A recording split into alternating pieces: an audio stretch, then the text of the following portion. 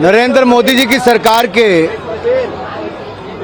शानदार 9 वर्ष पूरे हुए हैं और सिद्धि विनायक जी के मंदिर में जहां हम लोग आशीर्वाद लेने आए हैं वहीं पर आभार भी प्रकट करने आए हैं, क्योंकि आशीर्वाद सबका रहा, जहां एक और भगवान का वहीं पर दूसरी ओर जनता का।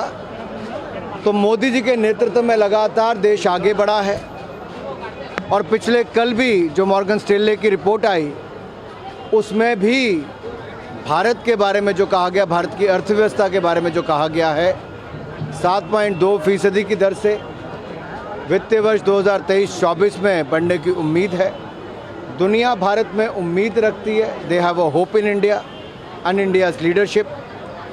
और सबसे बड़ी बात यह है कि मोदी जी के 9 वर्ष सेवा के, सुशासन के और गरीब कल्याण के रहे, जहां एक और गरीबों को 3.5 करोड़ से ज़्यादा पक्के मकान बना कर दिए, 12 करोड़ से ज़्यादा शौचालय बना कर दिए, 9 करोड़ 60 लाख बहनों को रसोई गैस का सिलेंडर मुफ्त में कनेक्शन दिए, वहीं पर नल से जल पहुंचाने का काम 12 करोड़ घरों में किया और 60 करोड़ लोगों को 5 लाख का इलाज मुफ्त में देना।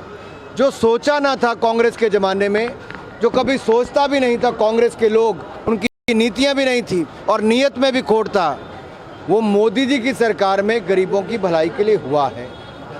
और इसके साथ साथ जो सड़कों के, रेलवे के, हवाई पट्टियों के, पोर्टवेज या एयरपोर्ट हो या वाटरवेज हो, ये सब निर्माण कार्य रिकॉर्ड स्तर पर है।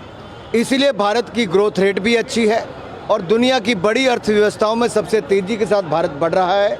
और मॉर्गन स्टैनली की रिपोर्ट में जो कहा है वो स्पष्ट दिखता है कि इस बार भी, इस साल भी भारत की ग्रोथ रेट दुनिया में सबसे ज़्यादा होगी। सर, राहुल गांधी लगातार देश के बाहर जाकर मोदी सरकार पर निशाना साध रहे हैं, किस तरीके से देख रहे हैं? देखिए, वो मोदी जी पर निशाना नहीं, भारत को ही अपमानित करने का काम करते हैं।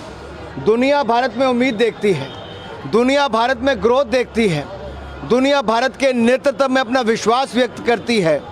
ऑस्ट्रेलिया के प्रधानमंत्री मोदी जी को कहते हैं Modi is the boss, Italy के प्रधानमंत्री कहते हैं Modi is the world's most loved leader. और दुनिया के अन्य नेता मोदी जी के नेतृत्व का सम्मान करते हैं और सबसे लोकप्रिय नेता के रूप में नरेंद्र मोदी जी पिछले 3 सालों में लगातार चुने जाते हैं। अब इस बात को कांग्रेस हजम नहीं कर पा रही। जब हजम नहीं कर पा रही तो कहीं ना कहीं जाकर उल्टा सीधा बोलना है। पहले इंग्लैंड में, अब अमेरिका में ये जो प्रायोजित कार्यक्रम होते हैं, इनमें भारत विरोधी नारे लगते हैं, भारत के राष्ट्रगान का अपमान किया जाता है, भारत विरोधी बातें बोली जाती हैं और श्रीमान राहुल गांधी जी इस कार्यक्रम के मुख्य अतिथि होते हैं। रेसलर्स के प्रोटेस्ट को लेकर जिस तरह से राजनीति की जा रही है, ममता बनर्जी ने भी सॉलिडेरिटी मार्च निकाला है कोलकाता में, किस तरह से देखते हैं इनको? मुंबई से राज ठाकरे ने भी समर्थन दिया है रेसलर्स को, क्या कहेंगे? मैं इतना ही कहूँगा, हम इस मुद्दे को बड़े संवेदनशील तरीके से ले रहे हैं। खिलाड़ियों की मांग एक कमेटी बनाने की थी, हमने वो भी बनाई, जांच करवाने की थी वो भी करवाई, पुलिस से एफआईआर करवाना चाहते थे, दिल्ली पुलिस ने एफआईआर भी की, सुप्रीम कोर्ट गए तो वहाँ पर भी सुप्रीम कोर्ट ने मजिस्ट्रेट के कोर्ट में जाने के लिए कहा। वो रेसलिंग फेडरेशन ऑफ इंडिया है, उसके पदाधिकारियों को काम नहीं करने देना चाहते थे, हमने वो भी किया कि रेसलिंग फेडरेशन काम नहीं करती है। उन्होंने कहा सब कमेटी बने, हमने कमेटी ऑफ एडमिनिस्ट्रेटर भी आईओ ने बना कर दे दी।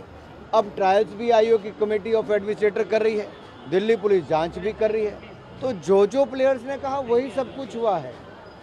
और मैं कहना चाहता हूँ, देश में किसी भी नागरिक की अगर इस तरह की कोई भी कंप्लेंट आती है तो उस पर पुलिस जांच करती है और पुलिस जांच के बाद ही कार्रवाई होती है। इस केस में भी बड़ी तेज़ी के साथ जांच हो रही है, बहुत सारे लोगों के बयान होने थे, वो हुए भी हैं और पुलिस अपनी रिपोर्ट देगी और जब चार्जशीट फाइल करेगी उसके बाद उचित कार्रवाई भी होगी। आखिरकार उनको जांच पूरी होने का इंतज़ार करना चाहिए।